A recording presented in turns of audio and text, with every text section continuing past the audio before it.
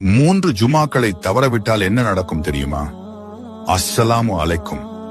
ஒவ்வொரு முஸ்லிமும் இதை பார்க்க வேண்டும். ஒவ்வொரு முஸ்லிமின் வாழ்க்கையிலும் மிகப்பெரிய நாள் வெள்ளிக்கிழமை, ஜும்மா நாள். ஜும்மா தொழுகைக்கு செல்லும் முன் குளிப்பது கட்டாயம். சுத்தமான ஆடையுடன், உடல் மற்றும் மன சுத்தத்துடன் பள்ளிவாசலுக்கு செல்ல வேண்டும். பாங்கு சொன்னவுடன் வியாபாரத்தை நிறுத்திவிட்டு தொழுகைக்கு விரைந்து செல்ல வேண்டும். முன்கூட்டியே செல்வது அதிக நன்மையை தரும். இமாம் குத்பா நிகழ்த்தும் போது முழு மௌனமாக கவனமாக கேட்க வேண்டும். பேசினால் ஜுமாவின் நன்மை வீணாகிவிடும். நபி ஸல்லல்லாஹு அலைஹி வஸல்லம் அவர்கள் மீது அதிகமாக ஸலவாத் ஓதுங்கள். வெள்ளிக்கிழமை அன்று சூரத்துல் கஹ்ஃப் ஓதுவது மிகுந்த சிறப்புடையது. ஜும்மா தொழுகை ஆண்களுக்கு கட்டாயம். பெண்கள், சிறுவர்கள், பயணிகள், நோயாளிகள் இவர்களுக்கு கட்டாயம் இல்லை. தொடர்ந்து 3 ஜுமாக்களை அலட்சியமாக விட்டால் உள்ளத்தில் அல்லாஹ் முத்திரையிடுவான் என்று எச்சரிக்கப்பட்டுள்ளது.